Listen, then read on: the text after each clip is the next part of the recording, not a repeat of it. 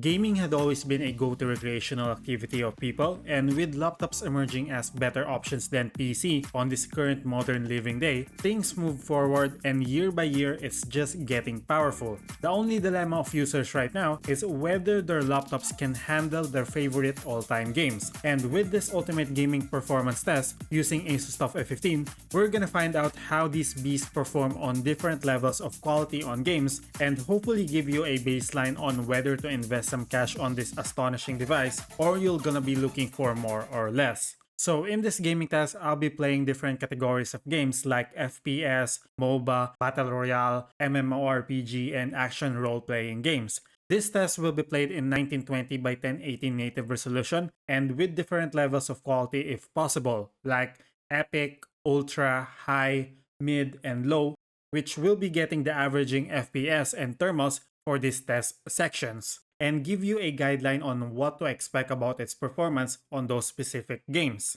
I just want to note here that despite this laptop has only a maximum of 144Hz refresh rate, I would still talk about the exceeding numbers so it could help out some other people who's looking forward to overall performance of this device or has a plan on getting a high refresh rate external monitor paired up with this Asus Tuf F15. And most important thing on this test is the average FPS that you will be seeing as results here are the output results on stress parts of the game, like in-game fights, battles, clashes, running around with perspective of partial map rendered, or extreme things that just has a lot of things happening. Something like that, you know? Hopefully you get the point.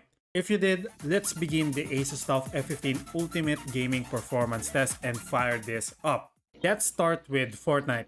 This game is visually pleasing and 144 FPS cap can be easily reached and exceed up to 200 FPS, just like what you're seeing here with low settings and some mix adjustments. As for the thermals, it's really confusing, but I understand why because there's a lot of things going on and needs to be rendered, especially that the view distance that my settings has is on very far. It's averaging around 88 to 90 degrees Celsius, which is not really bad. For Apex Legends, I used to play this a lot before and can easily reach 144 FPS cap. But right now, I'm gonna be honest and transparent, I haven't been able to get 144 FPS stable performance on this because I forgot the extreme list of settings and adjustments that I did before when I was still crazy over this game. But here's the result, still a beast, average of 93 FPS on high and 135 FPS on low. Thermals are normal as well and confusing as it is, 88 to 91 degrees Celsius just like my past gameplays.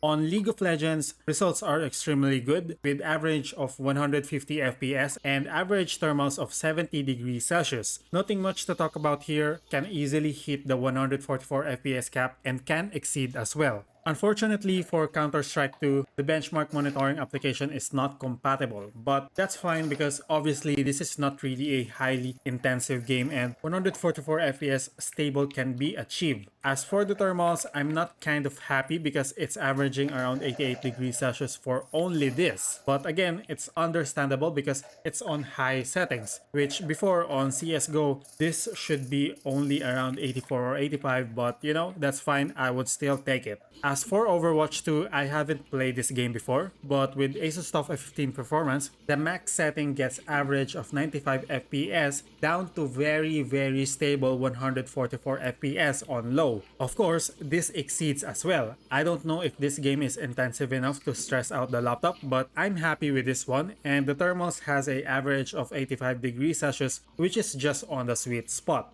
In terms of GTA 5, I don't really know if it's capped only to 60 FPS. Most of the people say it does, but from what I know, you can unlock this. But as for this gaming test, clear and stable on max settings with 60 FPS and thermals are surprisingly low as it's only averaging 77 degrees Celsius. I'm not really satisfied about this. I mean, GTA 5 capped only on 60 FPS. If there's gonna be future tests, I'll make sure to include a higher test for this one on another video or through YouTube Shorts, so make sure to subscribe. As for Elden Ring, obviously this is a AAA game and of course, the visuals on this game is overwhelming. On max settings with the ray tracing on that is available for RTX graphics card, the average is around 55 to 60 FPS. It definitely hits 60 FPS, but I'll just be transparent here and just put the accurate results based on my tests. For mid settings, average of 57 FPS up again to 60. And on low settings, still with ray tracing on, it's stable on 60 FPS.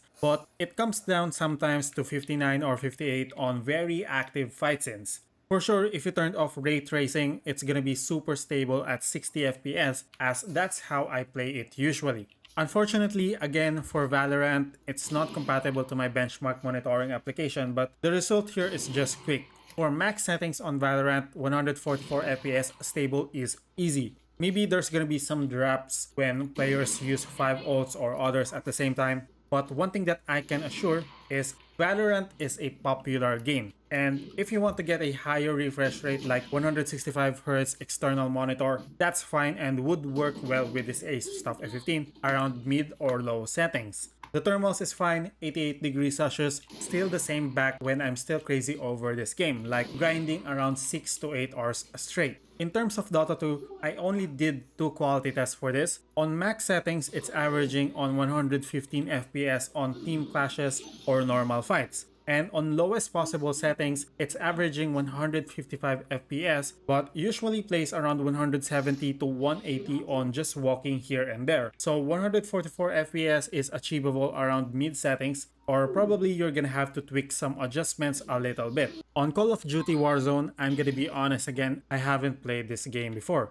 So I only did a test for max settings with result of average 78 FPS on battles and thermals sticks around 93 degrees Celsius, which gave me a reason to not play this game on this kind of settings. Out of all the gaming tests here, this is the only time that I'm kind of alarmed because in my usage span of 1 year plus with this laptop, this is the only time that I'm not comfortable all in all around the settings, FPS, and thermal synchronization. It doesn't feel right, but probably this will get better on lower settings, especially the thermals. For the last one, Genshin Impact, 60 FPS cap as well, just like GTA 5. Nothing much here, still quite stable on max settings and render resolution of 1, and nothing to worry about thermals, it's just normal as well around 85 degrees Celsius. So with this ultimate gaming test using Asus Tuf F15, what do you think? From FPS to thermals, personally everything's fine. The Call of Duty Warzone quite got me off guard, but you know, adjusting to mid or low settings, surely that's gonna be better. And for overall of this gaming laptop, to consider that this could also perform better with a higher refresh rate external monitor, this laptop just proves it's a beast, worth it with what you pay for, and you can take your gaming experience anywhere you go.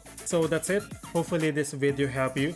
You can support me by subscribing to the channel and it would help the channel out and grow. Especially that I'm planning to do some animation and stop motion production around anime, which some of you might be interested in. I can assure you it's gonna be quite good production, but for now, still currently on works. So if you enjoyed this video, drop a thumbs up, and if you have any questions or suggestions, feel free to comment down below. I will try to answer them as soon as possible. Again, Hermes here, thanks for watching, and catch you guys on the next one.